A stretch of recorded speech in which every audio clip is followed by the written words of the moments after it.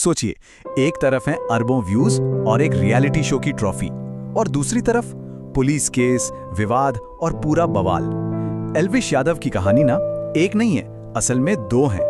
तो आज हम इन्हीं दो कहानियों को, इनके दो चेहरों को समझने की कोशिश करेंगे। तो सवाल यही उठता है कि एक ही इंसान की ये दो बिल्कुल अलग अलग छवियां एक साथ कैसे हो सकती हैं? चलिए इसी गुत्थी को सुलझाते हैं। तो हर कहानी की एक शुरुआत होती है। एल्विश यादव की कहानी शुरू हुई गुड़गांव की गलियों से और देखते ही देखते पूरे देश की स्क्रीन पर छा गई। तो आखिर यह सब शुरू कैसे हुआ, चलिए देखते हैं। तो एल्विश यादव, जिनका असली नाम सिद्धार्थ यादव है, उनका जन्म 1997 में गुड़गांव की एक मिडिल क्लास फैमिली में हुआ। उनके पिता एक लेक्चरर थे। शुरुआती पढ़ाई के बाद वो दिल्ली के जाने माने हंसराज कॉलेज पहुंचे और वहीं से अपनी डिग्री पूरी की।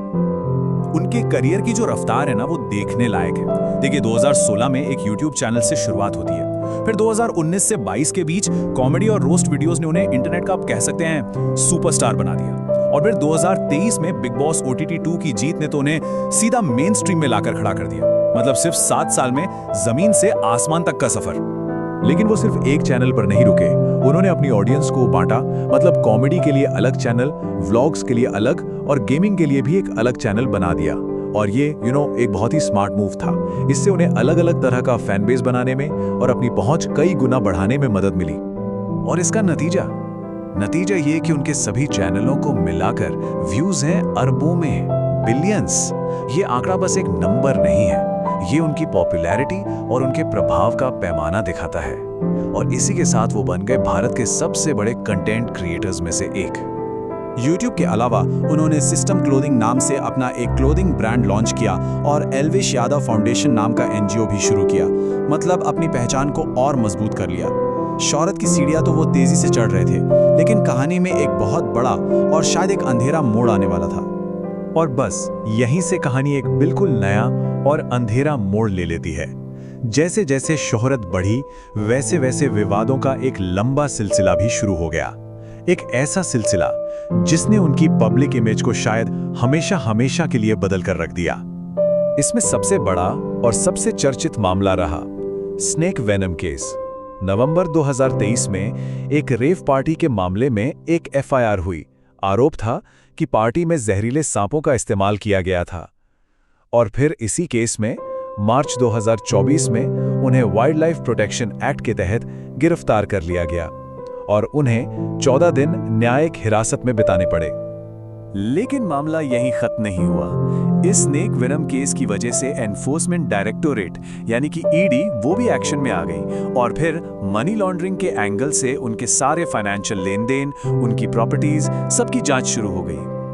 और उसी महीने मार्च 2024 में ही एक और बड़ा विवाद सामने आया। एक वीडियो वायरल हुआ जिसमें वो कथित तौर पर अपने कुछ साथियों के साथ एक दूसरे यूट्यूबर सागर ठाकुर को पीटते हुए दिखाई दिए। अब इस मामले में भी मारपीट की FIR दर्ज हुई। और ये सिलसिला यही नहीं थमा। इसके बाद रेव पार्टी मामले में एक गवाह को धमकाने के आरोप में एक FIR हुई। फिर एक नकली पुलिस एस्कॉर्ट का भ्रामक वीडियो पोस्ट करने के लिए भी उन पर FIR दर्ज की गई। ये सारी घटनाएं एक के बाद एक तरह के पैटर्न की तरफ इशारा करती हैं। तो इतने सारे विवादों का नतीजा क्या निकला? एक बंटा हुआ फैन बेस।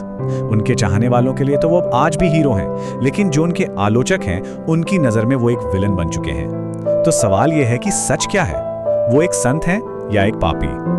देखिए, उनके जो फैंस हैं वो उन्हें एक निडर, एक असली एंटरटेनर मानते हैं, कोई ऐसा जो बिना किसी फिल्टर के अपनी बात सबके सामने रखता है।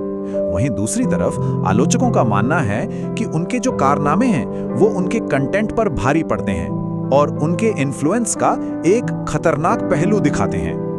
अब इन सब आलोचनाओं पर एल्विश यादव ने खुद भी अपनी बात रखी है।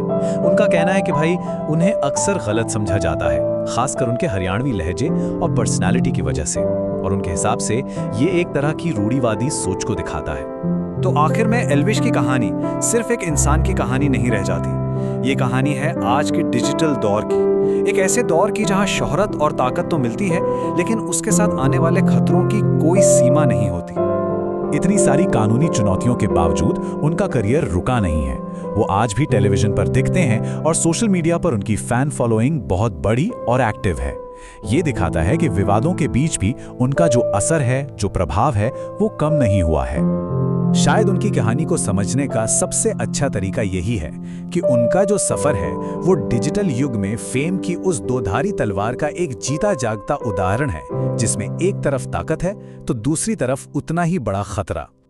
और आखिर में ये कहानी हम सबके लिए एक बहुत बड़ा सवाल छोड़कर जाती है कि जब लाखों लोग किसी को फॉलो करते हैं तो उस इंसान के प्रभाव की सीमा कहाँ खत्म होती है और उसकी जवाबदेही, उसकी अकाउंटेबिलिटी